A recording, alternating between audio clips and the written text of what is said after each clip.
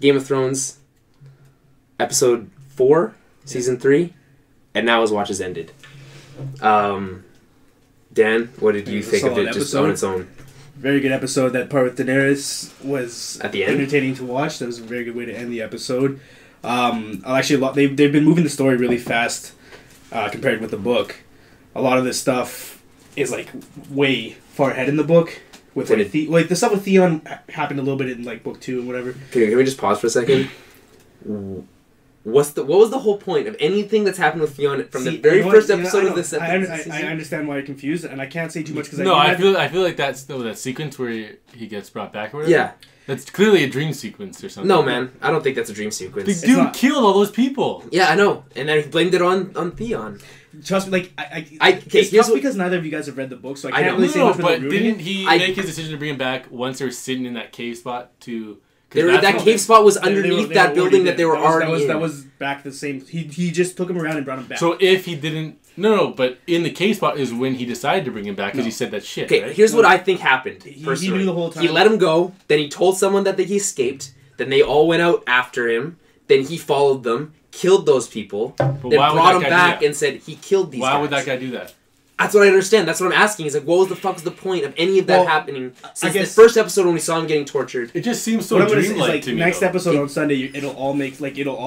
That's fine. But like, either way, the way it was filmed just felt so dreamlike because they escaped, he killed those people, and then all of a sudden we're in this tomb, and then it's like he decided to bring him back. The way he like that, and they do a lot of dream sequences like with Bran and stuff. Yeah, it's hard to tell. With Bran, because like if he's walking, and it's like it was just like he lit the thing all slowly, and then like those guys waited till it was lit just to grab him or whatever. No, it wasn't. Like the guy's face looked so psychotic. It's like why was he even doing this? Especially when, at the same time earlier in that episode, you kind of was like, well, something's not right with this guy, but I gotta say that speech or whatever, not speech really, his monologue that he has, admitting his problem. He's like like Ned was my real father, admitting his wrong. Like I made my choices. I made the wrong choice. The guy who was leading him around is the one you said looks psycho. Yeah.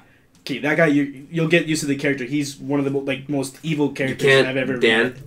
Don't even you shouldn't even be saying that. He's like the Legolas of this series. What? He killed like 5 guys with a bow, single arrow each.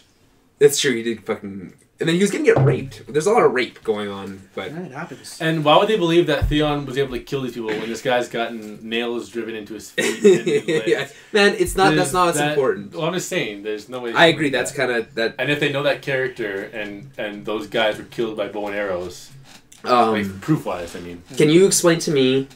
Yes. Who Gregor Clegane was about to fight in that cave? Sandor Clegane. Was it Sandor? Gregor's the mountain, and he's the Hound. Yes. The ghost people. No, okay, so he gets taken to that cave, and then he's like, okay, well, you're on trial for, and then this guy comes out, and he's like, everyone's like, whoa. His name is Beric Dondarrion. All you know is they have a history together. No, he's been in the show. He was in season 1. His name is Beric Dondarrion. He's in season 1 very briefly. They didn't make it into a big thing. When all you have to know is they have a history together, though. Not even really together. It's just that Beric was there at the court, and like obviously Clegane was at court. Beric Dondarrion was sent by Ned Stark when Ned was sitting on the throne while Robert was out hunting. When Ned was at the hand, so he was doing making decisions when he was going to die. So it was after Catelyn captured Tyrion, and they found out. So Tywin decided to start a war over that, right? So he sent the Mountain, Gregor Clegane, to go and pillage and rape everybody in the Riverlands. Okay, the Riverlands. So then... Why the Riverlands? Why not the North? Well, that's where Catelyn's from. I guess that makes sense. And that place is vulnerable, too. Mm-hmm. And it's also closer to the west, which is where Castle Rock is and all their power is. Right? So they came out of there, and that's what he was doing. He let them loose. So... a bunch of villagers came to court and were like complaining that like their shit got fucked up, and Ned sent Beric Dondarrion with a bunch of his Winterfell men and some of the King's men and whatever to go and kill the Mountain. And that was the last you ever heard of Beric Dondarrion. Mm-hmm. And this happened in the show. Both, but it was in the show. It was a very small part of the show. Ned just said Lord Beric Dondarrion. He called the guy forth. They said, "This is what you're going to do." And then ever since then, they've been hiding or whatever. Wait, it's a different actor. It's a different actor. Well, no wonder. Okay, not that I would have remembered. Did he have the eye patch? That doesn't help. No. That's the thing. The whole thing is like everyone thought he was dead because like in the books, not in the show, it says that he. Well, that's what it felt like. A lot of people say when they revealed him, he's all scarred with. It's like, Solid Snake is gonna fight Solid Snake. Yeah, he's been messed up. No, they're called the bannerless. The Brotherhood is what they're called. The bannerless Brotherhood. The Brotherhood without banners, they call themselves, because they aren't really fighting the war for any particular side. They're not like but some of them are Stark Bannermen, some of them are but they're all kind of like they're all deserters essentially. But the they're main not necessarily main guy's allegiance is clearly to Stark. No. Their allegiance them. Well, I'm saying if Ned Boston in the episode they said something. He says something about the one true God. Yeah, he talks about the religious aspect of it is really important because he's obviously one of those. In the north, they worship the old gods, and there's countless old gods, and then everyone else worships the seven. Yeah. So the one true God is the red god. The red god. Yeah. Roller. So. They've never said his name, so why'd you do that? I'm just kidding. She said, "No, I'm kidding." But no, they do say that. Yeah, she's the same, or he's the same, like worshiping the same religion that Melisandre is, the whole thing is, and the same religion that the guy who cut Varys cut Varys. Who you assume? No, that one. You don't know. You don't. That's what it seems like. He talked to someone in Flame. The other thing, yeah, probably. The guy, Thoros of Myr, the guy that brought Arya in with the hair and the beard. He was in another episode as well. Like in the forest or whatever? Yeah. So, like, he's called Thoros. His name is Thoros, and they call him of Myr because he's from Myr. Yeah. He also worships the Red God, and he always has. And even when, like, in the books, he's at court the whole time. And he always fights with a flaming sword that he, like, lights on fire with the alchemist or whatever, the wildfire. So he's going to do that? Or well, he's not the one fighting. Barrick's fighting. Okay. What else happened in this episode? Well, maybe the most important thing, Lord Mormont dead. Well, actually, not the most important, but that's the episode. Up of the Oh, I like that scene a lot, actually. Which one? Whether they're lighting the guy on fire, or when? No, just starting the whole thing with the guy called him a bastard. Yeah. Oh, that actor's awesome too. He's in. He's in Dark Knight Rises. Yeah. He's from Torchwood. Yeah, I was gonna say he looked familiar to me. He's just a really good actor. Yeah, he's good. He's in. I was like, oh man, hopefully someone calls him a bastard, whatever, and it finally happened. Well, I really liked when they're like, they're putting down that injured whatever, the dead Night's Watchman, I guess they're called. He's like, they light him on fire. He's like, we'll never see. Yeah, it's like we'll never see another one like him. And I just really, it's like he came to us from. Yeah, from where? Where did he come from us from? And it's like I think that was like light, and then they're like talking about like the shoveling. It's like, what is Night's Watch? All you do is you walk and you shovel. That's it. That's all you do. It's too bad on that leader, like, he died. What's his name again? Lord Mormont. Yeah, he gets the guy like going to choke him to death, but then he succumbs. And it sucks, and he like jumps on him, like stabs him so many times, like 4 or 5 times. Well, that guy's the biggest thing about this series, like, it never seems like any of the people that you want to get like their revenge. Yeah, like because he was one of the most like cool characters. That guy was old though. You knew he wasn't gonna last. And but he's still like he's badass enough that he got stabbed in the back and he wants to like kill this guy, and he just. I think the actor himself though contributed to the badassery of that character. Yeah, well, that and you know what I find odd is that they never really. They do mention that both Commander Mormont and what's the other his son? Jorah Mormont. They're the same name, but they never really outright. They never really talk about it, and but it's never really made like a forward thing. Like if they wanted in season 1, they to think about it, and then even in this last episode when Craster's talking to him, he says you only have one son, right? And like that's what he's referring to. And they do cut to him right after he dies as well. She hasn't been in it yet, but she should have been. Okay. Well, anyways, she's part of Rob's army. They cut to him right after he dies, which I mean, like they didn't. They did. They cut to they went right across to Dany right after, and they instantly. But it wasn't just Dany. Like he was the first person you see was Jorah. But like skipping back a little bit, Night's Watch is fucked. Like. The whole thing is, it wasn't the entire Night's Watch that left. There's still people at Castle Black. There's still people on the wall. There's still people at Eastwatch and the Shadow Tower. How many died though? Like a lot. The way they make it seem, and this is probably just because like how the show is, it's very claustrophobic, where you feel like there isn't actually that many Night's Watchmen. It's just they're focusing on it. Yeah, I know, but like. Is there how many are back at the castle? How many died I can't remember the exact numbers, but it's like some 300. And I assume they probably want you to feel that way that they don't have a chance too. So I guess, but at the same time, it makes it feel like there's only like 80 of them anyway. It's like, well, I mean, that's obviously there's supposed to be an army, but I mean, like the whole like when you look at like the whole army of the Unsullied? the king of Beyond the Wall. yeah. Like that's huge. It's not. They got giants and they have whatever. But and that's just the way it is. Their army is much bigger. Than okay. Well, they also have. I guess the Night's Watch also has a giant ice wall. Yeah. You saw they look like Shredder with the. With the Shredder, yeah, they do look a little bit like Shredder. Yeah. So what episode where he ripped the guy's nipple off? I was like, whoa. Also, I really like that when she was like, by the way, speak Valerian. Yeah. Knew what you were saying the whole time. Yeah. But before that, there's the Lannister scene with the what's the lady name? I forget her name. Cersei with talking to Tywin. Tywin. So good, and she's like, he's just writing the whole time. Yeah, that was good because she wanted info, and he was literally clearly writing. He's like, I'm more paper, important. Yeah, paper and a pen. Yeah, Tywin's pretty cool. And he's so like just mean, authoritative, and just like this is what it is. That's and then saying she's not smart. I really like when he says like, I don't distrust you because you're a woman. I distrust you because you're not as smart as you think you are. As you think you are, which is like. Yes, it's true, but also she did manage to get her bastard son, I guess incestuous son on the throne. Still a bastard. So and we're married.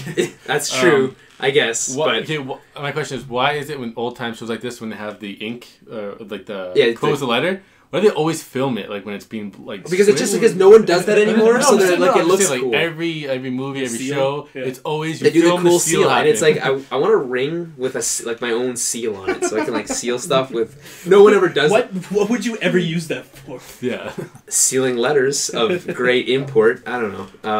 I think it's cool. What else happened in this episode? Okay, well then obviously the ending. Well, the Daenerys which everyone makes a big deal of, but I have to say it was completely. Like you can see it coming. I saw it coming. I saw it coming. As soon as you like, okay, I'll give you a dragon. Okay, they're like, okay, he's gonna burn you, and then they're gonna take your army, and that's it, and that's what happens. It's like, so I have the army now. That's how this works. Okay, now you can burn them. The plan is complete. And then the whole thing is like the symbolism of that whip is important. That like as soon as she has that whip, that means that they're gonna follow whatever she says, no matter what. Yeah. I don't know, everybody said they saw that coming. Fine. They're kind of. It was still cool to watch. I really like how Jorah and Lord Barristan, Sir Barristan were kind of like, whoa. They're obviously like this girl's making the two business. dudes, yeah. But they should have known. Like he went for his sword, but like he's like, I don't know. They should have known her plan though, because she was on map. Yeah, but she was like, yeah, but like you're like, if you ever interrupt me or question me again, I'll find people. But he knows that she controls those dragons. Yeah. You know what I mean? She's the only one who can. Well, that's when he was like, well, dragons win wars, armies don't, or whatever. I mean, and he's like, whatever her brother or her uncle, I guess, one of the. They were talking about Rhaegar. Rhaegar's her older brother. Yeah, who was like, well, I mean, obviously he proved that they're not unbeatable or whatever. Yeah. The whole thing, like, Sir Barristan's obviously all about the honor side of it. Yeah. It's all about... Rhaegar went to war, and everybody loved Rhaegar, and they fought for him because they believed in him, and they believed in his cause. And then Jorah's like, yeah, well, Rhaegar lost, so, I really liked Sir Barristan, especially in the first season, when he threw off his armor or whatever. I thought that was like, oh my man, this guy's so cool. What's that? And we didn't see him again until now. So, who? That second guy in command to Daenerys? Who is that? Jorah Mormont. I don't know names in the show. It's Jorah Mormont. He's the son of the guy who the commander. The commander who just got killed. Oh yeah. He was exiled by Ned Stark. Yeah. I remember reading that he won some like competition or whatever at Castle Rock. The tournament at. Is it Castle? I vaguely remember it being Castle Rock. Maybe Lannisport. I don't know. It doesn't. I mean, if we're wrong, please send us in. Anyone who's listening, just send us in. I don't really remember. I don't know. I could. For some reason, I thought it was Harrenhal, but it doesn't matter. Possible, yeah. He was an honorable knight and whatever, and he won some tourneys, and he was a part of Ned Stark's bannermen or whatever, and then. What he did, he married this Lysini girl, and she had expensive taste, and they lived on Bear Island where they didn't have a lot of crap. And so he pretty much he paid a lot of singers and other people to just come in and bring her all this nice stuff. Then he was broke, and then this is before. Yeah, this is the reason he was exiled. Then he caught people poaching on his lands, and the penalty for that is supposed to be death, but instead he sold them into slavery for money, and that. Slaving is also punishable by death. So Ned Stark rode down to Bear Island to kill him, and then he went to exile across the ocean. Oh, Ned was going to kill him. Yeah. Oh. Okay, and then another... I like how things tie in like that. Another important thing was... That happens a lot. It makes the world seem really small. Was Jaime dealing with his hand? That was pretty good. Oh, that first scene. You had to see him how he was... Which kind of reminds me of how... what's his name? Who has the fingers missing? Half-Hand? Corn Half-Hand? No. the fingers, not just his finger. He wears them around his neck. Davos. Davos, yeah. I think it's like he wears his fingers around his neck, and he has his hand around his neck. It's kind of just ties it together. Yeah, but they're doing it to him to torture Davos him. keeps it as a lesson. That's there to torture him. But it's like him, like, it's like he has a rotting hand around his neck. And then now they're clearly getting you on the side of Jaime. You're trying to, you can't help but not feel. Exactly. Of course, you I think so, especially it's like, man, you feel so bad, but at the same time, it's like he pushed a kid out of a window. He's done some bad things. He's had sex with his sister and had a baby with her. Just even then, he just his character was just so cocky. That's the thing about the show. Like the greatest thing about the show and the book and the series, whatever, is that there are no black and white evil and people go through changes. I really like how you clearly, especially in the last episode, he clearly respects Brienne. Yeah, when he's learned lots about her. To talk. She knew what she was doing, and she can fight. And then when he's like, I know what you did for me, and it's like, stop being a bitch. Essentially, you you get a little taste of the real world. You can't handle it. I mean, that's a pretty big taste. But he's like, I was that. The guy who took his hand too was a good actor, or is a good actor. The guy with the beard. Yeah, he's been a lot of. They haven't given him a name. Yes, they did. Yeah, it is. He's one of Ned's Bannermen. They said he's one of Ned's Bannermen. I don't know. Or not Ned's. Or Rob's Bannermen. I don't know. They have. He's the men of like the. I can't remember. They talked about when on the bridge. Like, did Rob send? Was there a scene where Rob sent him at all? They've been searching for them for a while. Like any of the Bannermen you find. Before, though. I'm not sure. I don't know. I don't remember. It's possible, but he probably been in like a small scene. I don't think the guy's been in the show before. He put him in like in one of the scenes with like where they're at the tables and he's like, I'm gonna have the King of the North or whatever, and they're like, King of the North, King of the North, which was a sweet scene.